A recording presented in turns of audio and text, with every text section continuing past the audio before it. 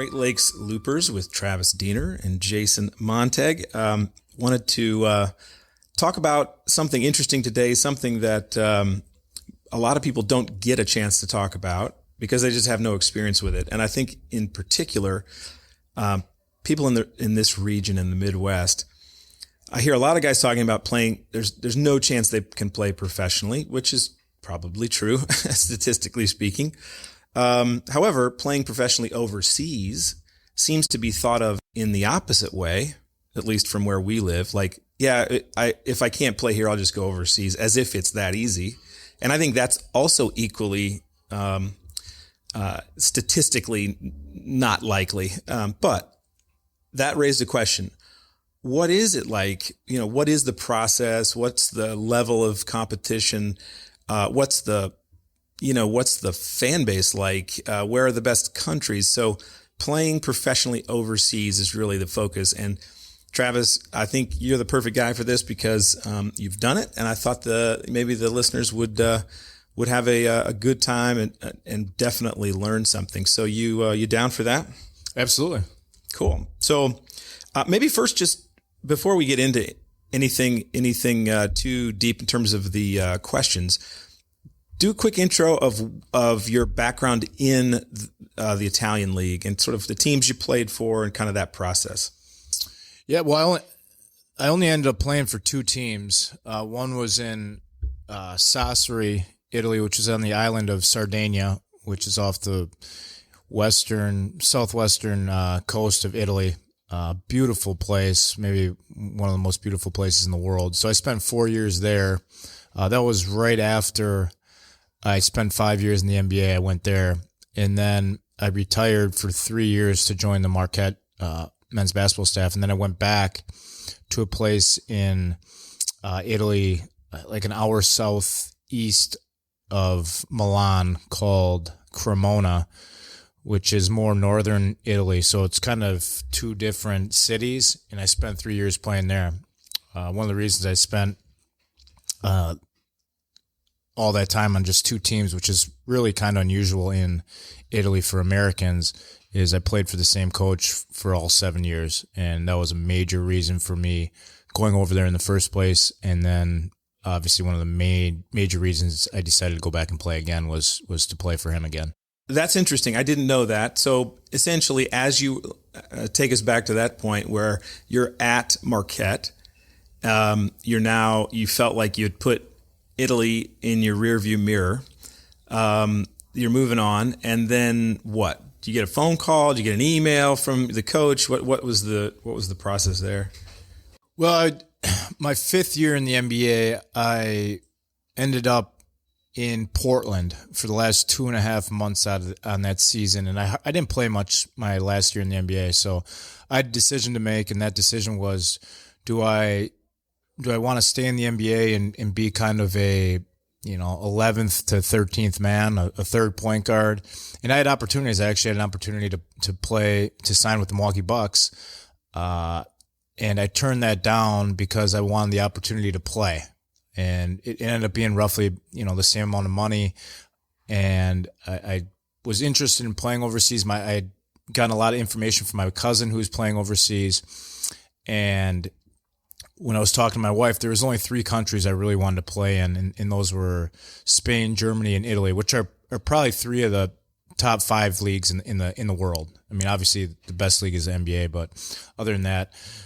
So I got a phone call from my cousin who said, you have to play for this coach, because he had played for the coach that I played for. He's like, you got to go, you got to play for this man. He's lets you play. There's a lot of freedom. The city you'd be playing in is one of the most beautiful places in the world. You have to do it. And at this point, this team had just won second division Italy. And if you know anything about like European soccer. Oh, is it similar? You get relegated and get moved up. So they had won the second division championship the year before I got there. So this was going to be their first year ever in the history of the organization in first division. And so there was some risk to that, but I did it. I wanted to do that. So it was a hard decision though to kind of turn down an opportunity to play for my hometown team, the Bucks, as a third point guard. So as a third point guard, there's only two ways you're going to play. Injury, or one of the first two guys doesn't play well. And it's a horrible way to think about things. So I was like, I want to experience something different. I've accomplished my dream of kind of playing in the NBA. Spent 5 years in the NBA, but now, I'm pretty competitive. I wanted to actually, I want to have an impact in games. I wanted to play again. I wanted to play 30 to 35 minutes. And this seemed like the best decision I could make. And it was the best thing I could have done. And being a third point guard, I would guess, and we've talked about this in the past, being a third point guard has got to be a tenuous spot because you could also get dealt pretty easy. I mean, any time pretty much, right?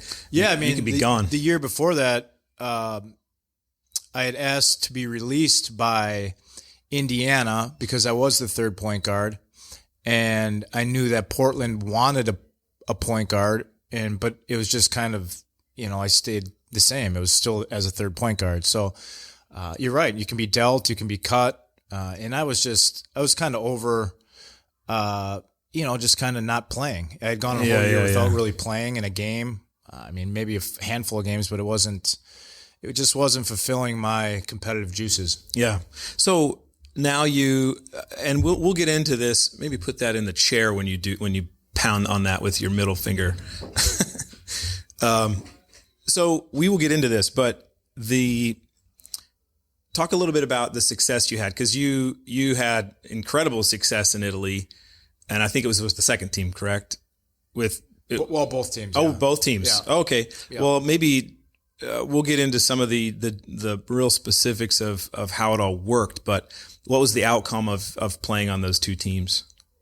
Yeah, well, like I said, the first team was the first year in first division, so European basketball, soccer is all the same. Like it's like baseball. It's like the teams can spend, there's no salary cap. You can spend as much money as you want. And obviously when you're in the first year of the first division, that team did not have a lot of money.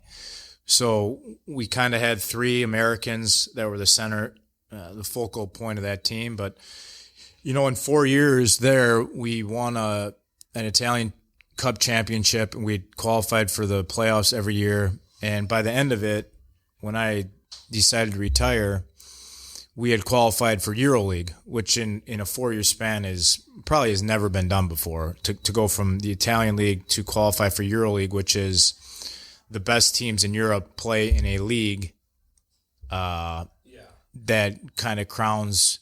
It's like the Champions League of soccer, and that's where Luka Doncic came Yes. from there, from Spain. I Yes. mean, he started in that, and his team played Spain. in the EuroLeague. You play in the Spanish league, and then you play foreign. So you play against the best teams in Italy, Best the best teams teams in Russia, in the best Europe. teams exactly. Yeah. So what we did in a 4-year span was pretty remarkable.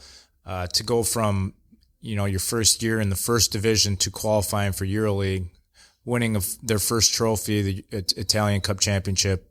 It was remarkable, 4 years for our organization. And that really has become, as I understand it, that's become a incredibly big feeder system, the EuroLeague in particular, feeder system for young rising stars for the NBA. I mean, they recruit a lot of people from there, right? I mean, some of the people we've already, Yeah, I mean, any foreigner that you've pretty much seen that's playing well in the NBA has played, maybe played in EuroLeague, but has come from one of those youth programs that play in EuroLeague. So some of these guys are getting drafted obviously when they're 18, 19, so they're maybe haven't played in EuroLeague, but they're part of those programs that kind of develop, and then they're drafted to play in the NBA. So okay, so the level of competition really off the charts. I mean, it's NBA level competition, one tick down, but barely, something like that.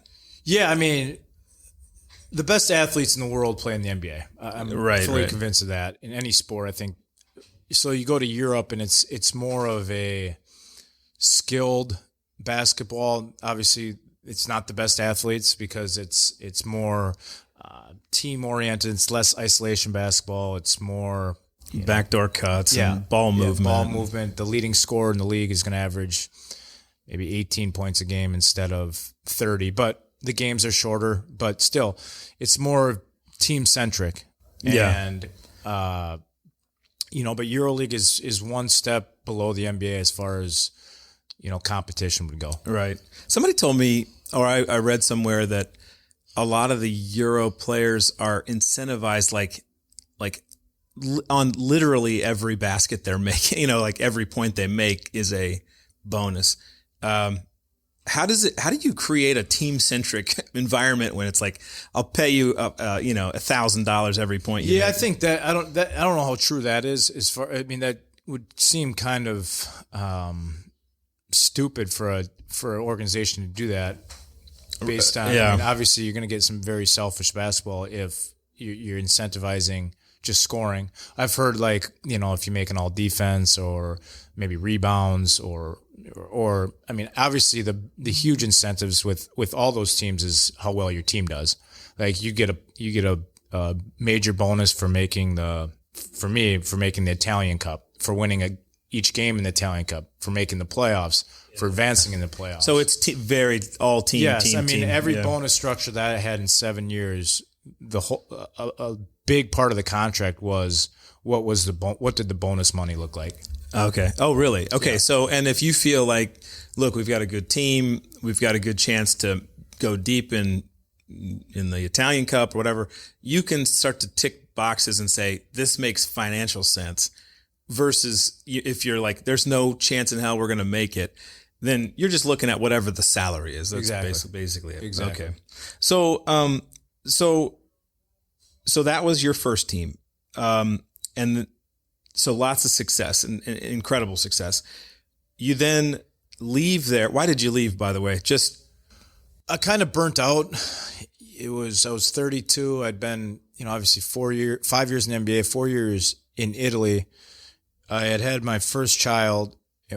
Wife was pregnant for my second child, and I played a summer with the Italian national team. So I got Italian citizenship through my wife. Played in the European Championships for Italy, and it was like nonstop for 2 years. I never got a break. Yeah. And, when you have young children, you're missing certain things because you're gone. I just kind of got worn out with the whole deal. And European seasons are long. Like you're leaving in the middle or the beginning stages of August. And if you're on a good team, you're probably not coming back till late June. So your off season's like a month. Yeah. And, that just became kind of a grind. So I had an opportunity from Coach Wojo at Marquette to come and join his staff. And I just thought at that time it was the right move. And to be honest, it probably was, because I ended up going back and playing for 3 years. But if I would have stayed playing, there's no way it would have lasted that long anyways, because I would have been totally burnt out. Is that right? Yeah. So you didn't have the fire anymore. So, I would assume you aren't the type of dude that mails it in, but it just wasn't there for you. It just got to be really, it just became not really enjoyable. Yeah. So when you're not when it's more of a relief when you're playing and you're winning instead of, some joy, it became hard, and we were winning, but, it wasn't, it was difficult. And I just thought I needed a break. I didn't think I would. When I retired, I thought I'd be retired forever, but, something was always kind of missing, and, kind of decided to go back. Well, so, what is it? What's the saying? Distance makes the heart grow fonder. So you're now like arm's length from, you're not playing anymore. You're winning noon ball championships or whatever. You've left Sardinia. And so you get a phone call, email? How does the person, is it Drake that reached out, your cousin Drake? Yeah, it was. Well, each year that I stopped playing, I always got interest. Like my former team in Sastri had asked me that year after in February if I wanted to come and help them in the playoffs. And timing wasn't right. The following year I had my third child. Timing wasn't right. Then finally after the third year at Marquette, I'm like, well, it's kind of, if I'm not going to do it now, I can't ever do it. I'm 35 at this point. My cousin decides he's gonna sign with this team in Cremona in Italy with the same coach, my old coach. Yep. And at this point, this team is supposed to go down to second division. They took last place the year before. They're supposed to be in second division. I'm signing thinking we'll be in second division. I've had 3 years off. This is perfect. I can kind of ease my way into it. Right. But it was my cousin who said, hey, we should do this. You should come play. I was like, okay, let's do it. A lot of shit happens in Italy. A different team ends up not being able to pay to stay in first division. Okay. We end up back in first division. And so that's kind of how I ended up there for my last 3 years. And of course you liked the coach. The coach sounds like, what's his name, by the way? Mayo Sacchetti, who's a former really good player in Italy, was on their national team in the 70s. I believe won a silver medal in one of the Olympics. He's the current national team coach for the Italian national team. How would he do coaching in the league, in the NBA?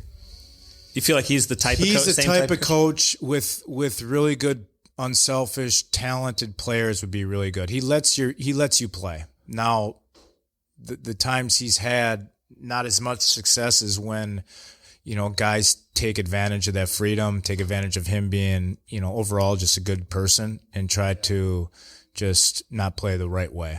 Okay.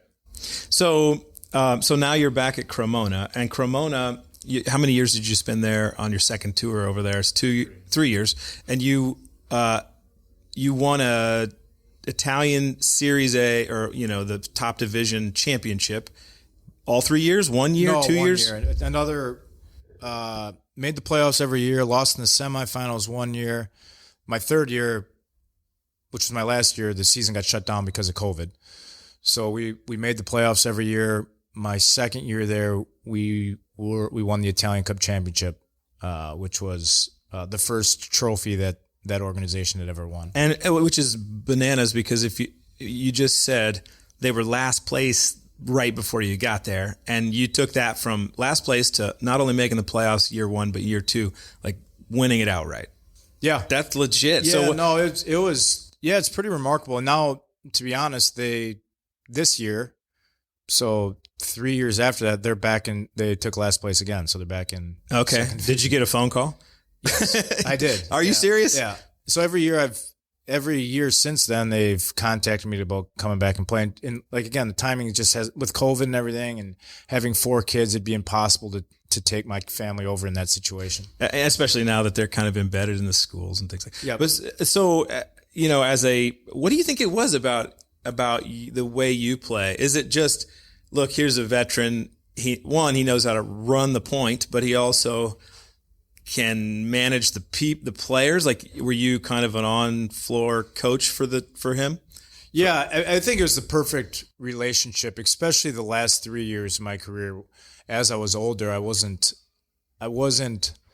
dependent upon to do everything anymore. I didn't have to score as much. I didn't have to create as much. I could just kind of use my knowledge, my leadership, and what really helped was the 3 years on staff at Marquette. I finally saw things how a coach would see things, and I became a much better leader because of that.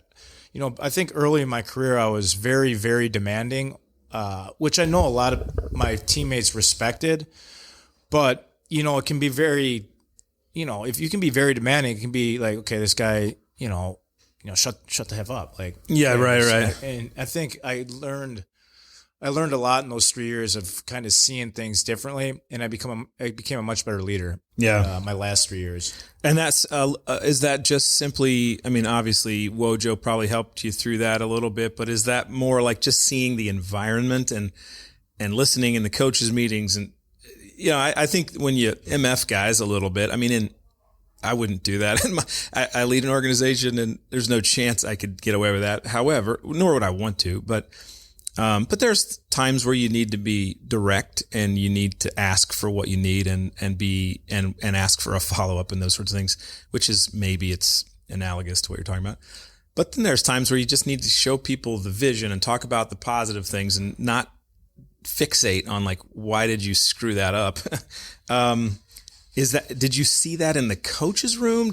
Was it like strategy and discussions that you were having at Marquette? What was, when you say you got it at some point, how did that happen? Where did it happen? I think just naturally being a player, for so long, for my whole life, you see things totally different than as a coach.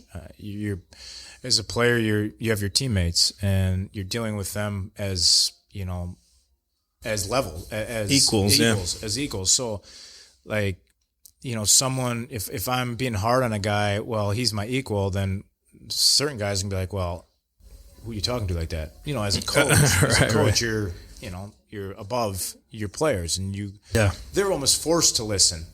So, right. I'm in my aspect, I was trying to at times just figure out how to deal with players, and I think I gained just more of an understanding of how to do that, and saw some wrong ways to deal with players and some right ways, and things that I think helped me when I went back and played. And I knew that, these guys, I had already built in a lot of credibility with, my resume and winning and my age and experience. So they were looking to me for guidance, and my coach wasn't very demonstrative in the way he talked to players. So that was kind of my role. It was like he let us play, but I was the guy who kind of demanded, I think, more from them. Yeah.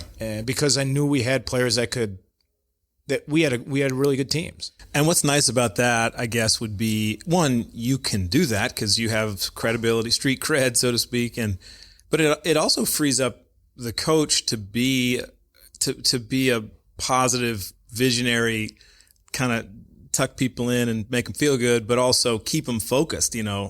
So that coach, although you think he's a great coach, which he sounds like he is, but it sounds like your role on the team was such a huge deal for him too. I mean, it made him a better coach because he didn't have to do that because he probably couldn't do it. Yeah, no, that's why I said I think I was the perfect point guard for him.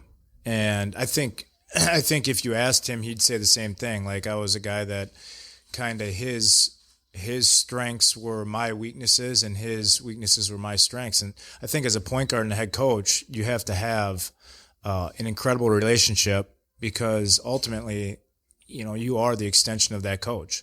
And especially for a guy that's not going to demand, he's not this guy that's going to be out there being very vocal and yelling at guys. So you need that sometimes, like, especially in a competitive environment with a lot of egos. Like, that's why at times he's failed as a coach, is because he's had guys, like I said, take advantage of his weaknesses. And right. I would never try to do that, because I have respect for him, but he's just overall a good person, good human. Yeah, that's awesome. Okay, so in terms of establishing some credibility in this domain, I think you've definitely done that. There, how many years total? Was it 6 or 7? 7 years total, with accolades all over the place. I think they retired your jersey, both places or one place? The first in Sardinia. I'm sure in Cremona they probably will at some point. At some point, because they've talked about it, yeah. Which is crazy. I mean, how's that feel? That's got to feel good. Yeah, it's right? Great. I mean, it means you had an impact in a relatively short period of time, because Americans don't stay in one spot for longer than 1 or 2 years unless you're very comfortable. And it's just natural that you either move up the ladder, or like a team gets sick of you, or you get sick of the team. So it's very unusual for a guy to stay in one place for 4 years, or 3 years in my case. So it means that, you've had a very positive impact on that organization. You're doing something right. And by the way, that's one of the questions I had about just the lifestyle, I'll call it. When you're playing overseas, I would assume anywhere, like could be China, Russia, Turkey.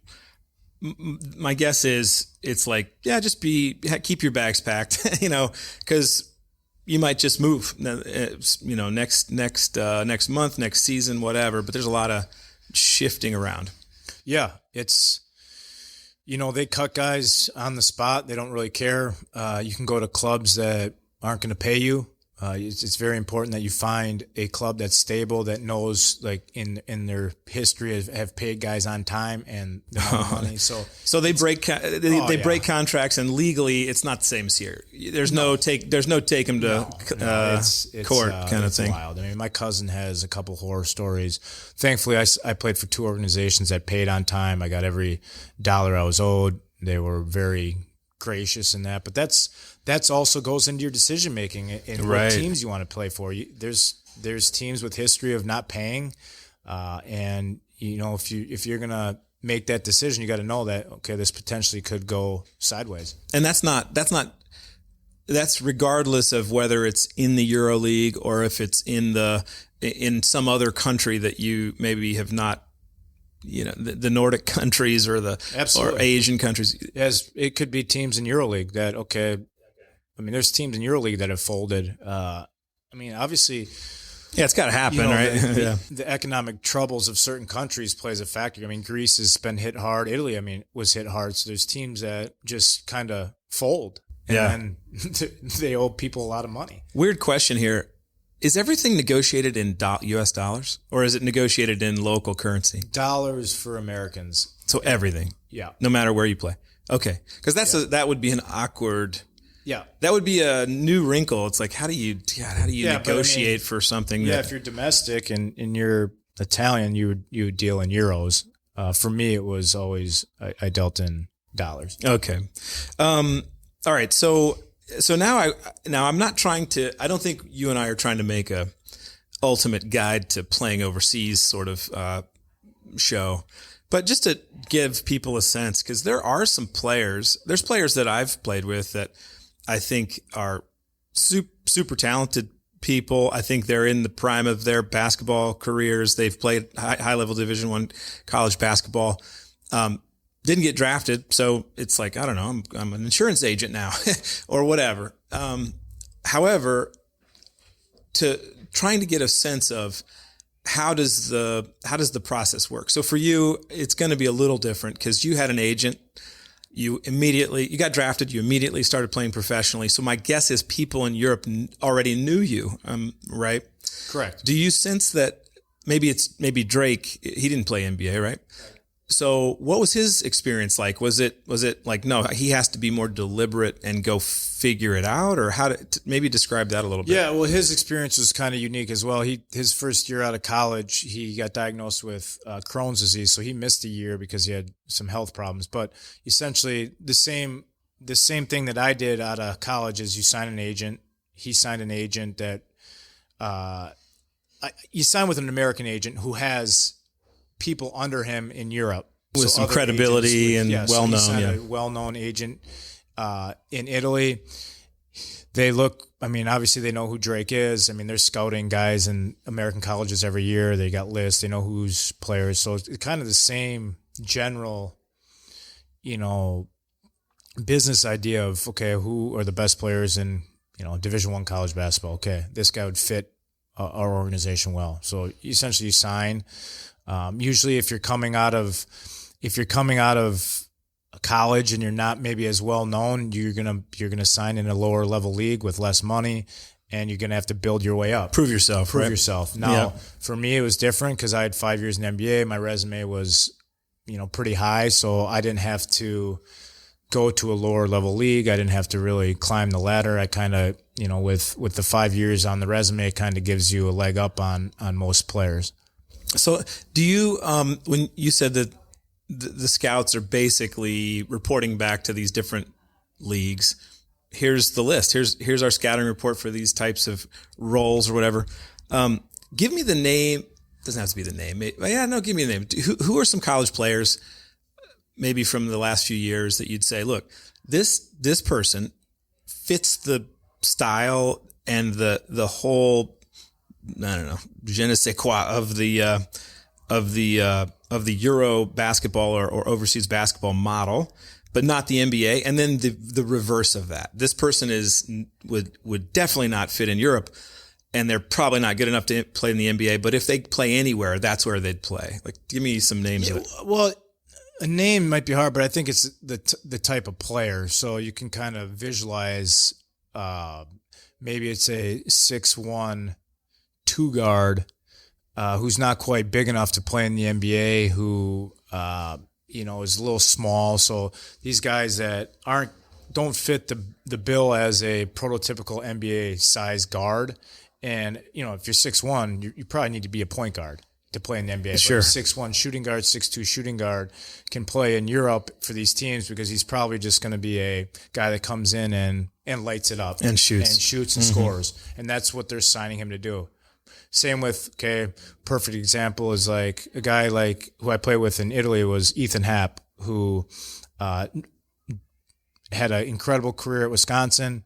His game doesn't quite fit the NBA because he's, 6'8", 6'9". He can't shoot. He can't make a shot. He's not a power forward, and he's also not a shooter. Yeah. So in the NBA, if you're 6'8", 6'9", in today's basketball, you better be able to make threes consistently, especially if you're not this physical presence or strong or jumping out of the gym. So his footwork, his passing ability, his ball handling ability, the way he finishes fits perfect in Europe. Yeah. And he's I mean, this is a weird phrase, but he's a cerebral type. He's a thinker out there. Yep. He's not just out there going through the motions. Like he knows what he's doing. He knows how to set other guys IQ, up. Yeah. So perfect for European basketball. Now on the flip side, I mean, obviously there's plenty of guys in Europe that, they're skilled, they're fundamental, high basketball IQ, probably can't play in the NBA just because of lack of athleticism. I mean, maybe 6'5" guy that shoots the ball incredibly well, but maybe plays against size and athleticism, can't get those same shots off because the closeouts are the shot has to be a little quicker, a little higher. You're playing against athletes. So it goes both ways. It's just, I've seen a lot of guys that played in the NBA that have failed overseas. They can't, if you can't be skilled and fundamental and can't shoot, you get exposed. Right. And so it kind of goes both ways. Not saying European basketball is better than the NBA. I said the NBA has the best players in the world, but plenty of guys have struggled coming from the NBA to European basketball just because first, that skill level, second, they don't know how to kind of adapt to their surroundings and the culture, and it's hard. I mean, you're over there by yourself essentially, and in a foreign country that can be pretty lonely, and you have plenty of time to do things, but are you going to go out and explore when you don't really know the language? Maybe you're figuring it all out. So I would assume if you were to transition to, from a style of basketball that's very isolation oriented, maybe. I think the NBA seems to be changing a little there. I hope so. But it isolation oriented basketball to then going to something like that, I would assume the defense is, I think, maybe the athleticism makes up for a lot, right? But are people getting exposed because it's like, look, they are not paying attention and they're getting backdoor cuts and, they're just getting burned all the time. Is that kind of the pattern, or is that not quite right? No, I think the basketball over there is so fundamental on both sides of the ball and tactical. You're trying to obviously create mismatches like in the NBA. It's just not as much dribbling, but defensively you got to be engaged and maybe more so over there. Be a better team defender than here. I mean, here you're going to get that mismatch and you're going to have to guard one-on-one because they're going to find that mismatch. I mean, if you watch the playoffs, it's all about finding whatever matchup you want. Overseas, you're not really doing that. It's more you're creating something through the flow of the offense and then you're going to attack. Here, it's, you're getting one or two screens. Okay, there's a mismatch. Okay, high screen switches. Jason Tatum, go to work on George Hill. Giannis, go to work on Jaylen Brown. But so it's more, I think, complex over there and maybe not necessarily finding that one-on-one mismatch. It's more so finding a lane or an angle that you can create throughout the team where you get a wide open shot or quick drives. And that's interesting. By the way, favorite player on the Bucks, Drew Holiday, by and large, because he's such an insane defender in almost every position. Right? Right. How big is that dude? By the way, probably 6'3", 6'4". That's insane to me. And he just sort of goes about his business. I mean, presumably his type of skill would go anywhere on the planet and be just fine. I mean, I think what you saw is I mean, you make a great point, but you saw him in the was it the Olympics last year or the World Championships? One of the other. I forget. Yeah. It was the Olympics, right? Olympics, yeah. And he was, I think, I want to say, in watching those games, he was like the first or second best player on that team. Yeah. Like his game, and that was coming straight off the finals. They went straight over there, him and Middleton, and he dominated. And defense travels. I think that's the old saying in the NBA is when you go on the road, you got to be able to play defense. But ironically enough, for Holiday, like he can guard anybody in the world. Oh, yeah. Except for maybe like, a back to the basket 5-man. He's probably not guarding Embiid or Jokic, but like you've seen him battle all these bigger, stronger guys, and I just have there's no way that guy shouldn't be like a front runner for Defensive Player of the Year every year, but he never really talks about it. It's funny that you hear the NBA players talking about that, like he's the guy, like all the time you hear that, and yet in the media, that's not. I mean, they touch on it, but it's not like. Defensive Player of the Year accolades, or even in the conversation, it sort of feels like, I mean, what are they? By the way, we're getting off topic, but anyway, point is I think somebody that's as defensively gifted like that, and he's, by the way, he's offensively gifted too, but could play in any system likely. Backing up though a little bit here, so in terms of going overseas, one of the things that I know you've said is. You were you have some guidance from agents that are helping you find not only countries but teams that kind of fit your interests if you have the ability to be picky, but also the teams that are not criminals, right. Presumably. And so did your agent that helped you in the NBA same person that helped you overseas? Yes, for the most part. He had guys, he had European agents that worked under him that knew the European market better than he did. But he had a list of teams. We talked almost daily throughout that summer, and he had offers from a lot of different teams in a lot of different countries. And like I said, I told him like I had a lot more money offered to play in Russia, which makes sense because no American really wants to go play in Russia, right? So they have to offer more money. Yeah, you got to pump it up. But I'm like, I'm not going to Russia to play. So it was find me a team in Italy, Spain, or Germany. And there was, probably at the end of the day, 3 to 5 teams. And, like I said, and talking to my cousin, knowing this coach. And he was there. Your cousin was already there. It's like, dude, that's your best friend. And he was in the same league. So my first year there, we ended up playing each other. And then the following year, he joined our team for the next 3 years. Was he part of that 3-man American kind of core? That was the first year he was not there. Then the second year he joined the core. I mean, the core changed. I was the only American that stayed after that first year. So then we brought in new guys. He was one of them, and it was great. It was awesome. Yeah. Oh, yeah. I mean, that obviously made the whole European experience for me incredible. I lived next door to my best friend for 3 years. Is he married as well? Okay. Same ages pretty much. So then your wife had a friend? Yes. Whole thing, it was right? Awesome. Oh, dude, that's incredible. That actually is you think about that, especially when it would probably be with my brother, but it's the same thing, right? You someone that you are ultimately hyper comfortable with. You want the best for your family. Now you've got that next door in a insane country, and like we're kind of living in a vacation here to some degree, right? I'm sure it turns into real life. But no, you're right. It is. It's like, especially if you're winning overseas and part of a culture. And what was unique about Sardinia is they put basketball first, which is like the only city in probably Italy. Okay. Because soccer is so centric and dominant. Yeah. But this city just loved hoops. Okay. And we'd sell out every game and like 5,000 people, 5,000 seat arena, old, but like kind of like that college, that right. major college experience where fans are on top of you, they're going nuts, and just an incredible experience. And they had never tasted big success. This is a small market team that kind of just kept building and building and building. And now, present day, they're one of the probably 4 or 5 biggest clubs in Italy. Oh, I was going to ask you about the fans. So, when you're playing in a professional league, especially, NBA is its own thing, but fans have to heckle like crazy. But if you don't know the language, does it matter? I mean, is it like, you end up, you're not sure? You end up finding out what the curse words are. Okay. Did you get heckled a lot? Oh yeah. Yeah. I mean, you go on the road and it's intense over there. Like people are going to throw stuff at you. They throw coins, batteries. Yeah.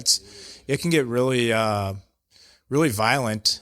Fortunately, I've never been hit with anything, but I've heard, I mean, from former teammates of horror stories of, you know, they put like plexiglass over the visiting team's benches. So you can't get hit from back. So does that affect you much? I mean, obviously a battery to the back of the head would affect you, but I'm talking about like people just yelling out the most asinine things. Even today, does that affect you in any way? No, I think that's part of, I mean, it's entertaining. It's fun if you harness it the right way. Obviously, there's a line that, you know, shouldn't be crossed from a fan talking to a player and vice versa, a player talking to a fan. But like they're paying money. They want to cheer on their team. Just be kind of cordial about it. I don't care if you curse at me, really. It doesn't matter. I think it's all, maybe I was naive to the fact that I didn't really ever fear that I was going to get hurt. And maybe if I was seeing that maybe firsthand, I'd been like, okay, this is a little crazy. But, you know, people have, I mean, overseas, it's been, you know, there's been serious stuff that's happened. So right, but it's gamesmanship, and I think in Europe you'd say, you know, look, for the most part, it feels pretty comfortable. It's westernized kind of basketball. So in terms of the fans, do they recognize you? So this is maybe a little bit about the lifestyle.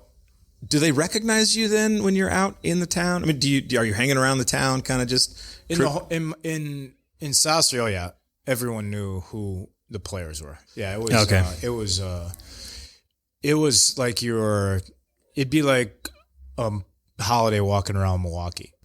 Is that right? Or Middleton. Yeah, it was. That'd be a big deal. We were so, you know, we had won so much that we had. I mean, when players had billboards in the city. So it was a huge deal. That's awesome. Yeah. So and probably the only. It's a small place, so I'm assuming your look. I mean, I think people probably know who you are, but you're not a 6'9" African American or black person that would draw attention to yourself. So they really did. You fans would come up to you. You would know these people. They would know you, I should say. Yeah. And that was kind of the whole lifestyle. Yeah. Yeah. It was fun though. They were always, very supportive, go out to dinner.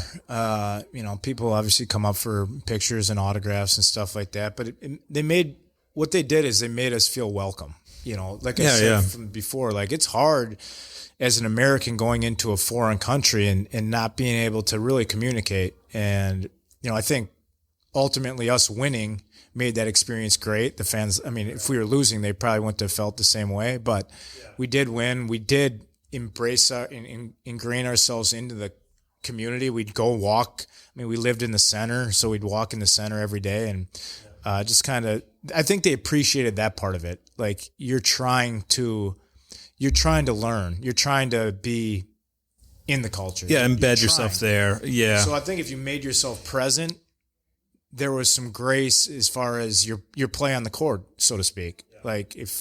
Like my first year back in Italy, after I retired, the first 6 weeks of the season, I was terrible. I was a horrible basketball player. I mean, I was questioning why I ever came back. I went to my wife. I was like, this is a mistake. I nothing's working. I went to my coach, like, you're playing me too many minutes. I'm hurting the team. He's like, no, we signed you for January through April. We want you. We know this is we're getting you ready kind of thing. Yeah. And sure enough, it flipped, but I always had support from first the organization and then, the people around it. And obviously I couldn't read the papers to see what they're saying. So you thought of it as support, but you never asked about what the translation. I'm sure. Yeah, I mean, people are going to write things, and that's their job. Like I wasn't getting the job done. If you're a bum, it's like, okay, yeah, that's a bad game, but I'm a good person. Yeah, that kind of thing. Well, so the lifestyle though is the daily lifestyle there in an overseas country. Now if you have, I know some of your friends from college basketball and other places have gone to play in lots of places. I know Chapman has played on like five or six different countries. Is the daily lifestyle, which is, a couple practices a day and, middle of the day is kind of downtime. Is it identical to local to the States? No, I think it's different in that sense. I don't think, NBA teams aren't practicing twice a day. Not practicing twice a day, but you're either watching, you're doing shooting workouts or you're in the gym or something. You're waking up, you're going to do, our daily schedule is you'd go and you'd lift for 45 minutes and then you go shoot for probably another 45 minutes in the morning. Then at night was when we had practice. So in the middle of the day, you go home, relax, hang out, but it's monotonous. It's that same structure and it gets, can get kind of boring and old, but that's kind of how it is. And, thankfully for me, like I said about my coach, he was very respectful of, when guys asked or needed days off or some time off. And I almost had to beg him to practice more because I felt like, we didn't practice hard enough at times. Oh, really? Yeah. Okay. I was always a guy that, you're so nice, but we got to kind of work a little bit. But I think he had a great understanding because he was a former player and he knew the season was long. And, Travis, you're 37 years old. You don't need to be practicing on Tuesdays for a game that's on Sunday. Chill out, dude. You need to be ready on Sunday at 8 o'clock. Okay. Well, and I don't know, maybe that's the Italian cultural approach as well, because they seem to have some of that built into their days as well. I think so. But he was I think I was in a unique situation. He was making everyone else go hard.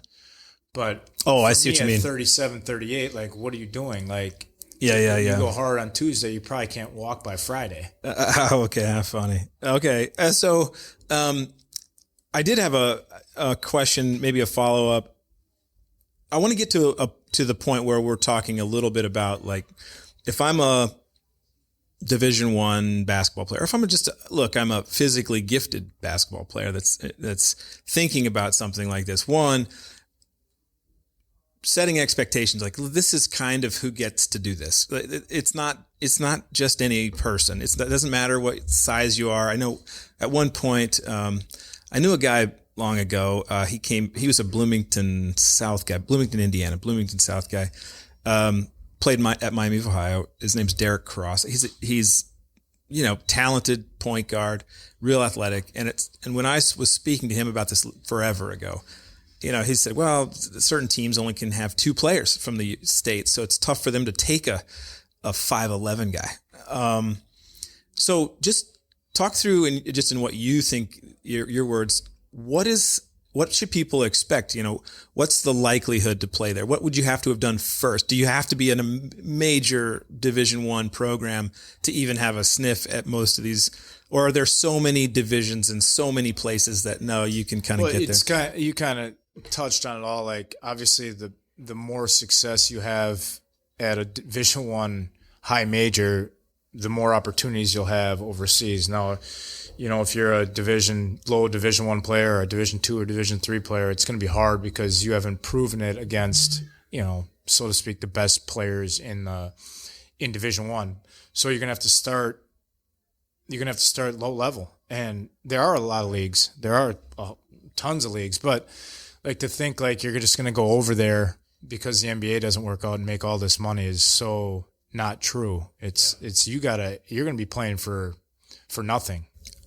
Playing for nothing, and you got to start really low. Countries, in some of these countries that are probably not very fun to play in. So it's you're gonna really, if you can make it work for $2,000 a month, and there's guys that I think have this. They portray themselves like there's so much money. There's not. In these lower levels, in these different countries, I know it. I've been there. There's not much money. So if you're going to have to start low and you're just going to have to climb that ladder every season until you get to a point. And there's success stories of people who have started really low and make to EuroLeague, but you got to be committed to doing that. And my guess is just like anywhere, it feels like if there's maybe a Pareto distribution of where the money goes, it's the top people make, the top 20% of people make 80% of the money, and that's how it works. Yes, exactly. So if you're a premier player, you're making good coin. Is it NBA kind of money, or what do you? I think, yes, it'd be like the top players over there are making more money than like the minimum here. Okay. So like nobody's making $15 million a year, but there's guys that are making well over, $2-3 million a year. I read a statistic. Now this is skewed because it was in 2020 the average NBA salary was $7.7 million. That has to be skewed up because some of these guys are making massive contracts. Yeah, I would. Without knowing, I think the NBA minimum is probably right around $700,000-800,000 for a young guy. So like, there's a number of guys. I mean, a lot of guys that make that overseas in the top leagues. But then, like I said, there's guys making $2,000-3,000 a month, and you're not paying for much on the same team. Probably not on the same team. Divisions below that. Exactly. But I mean, I played with guys that were making, $30,000 a year. Yeah, for sure. I mean, you have to when you go into a season with a budget in hand as an owner. Like, if you're going to spend a lot of money on 2 or 3 guys, well, then you better believe that the bottom 3 or 4 are not going to be making much. And normally those are the domestic guys. Like, you're going to spend your money on the Americans because you only get like you said, you only get a certain amount of those. So you're going to try to find the 4 or 5 best foreigners. And then the domestic guys usually aren't making as much, but they have to be on the roster because that's a rule, because they want to develop their own players. Oh, that's the reason for that? I didn't realize. I mean, I guess that makes sense. I mean, they'd probably have a much better. I mean, nothing against like Italian basketball players, but if they could sign 10 Americans, they would probably be better than 10. Every team would be Americans. Exactly. Yeah. And not to say, I mean, there's some really good Italian players. Don't get me wrong, but at the end of the day, like, there's like basketball is. And strangely, if that happened, it likely the game would probably change to be more like the American game, and that's a potential.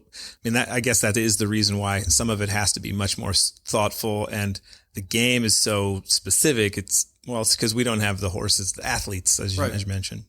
Okay, so we're getting to the end of our time here, but.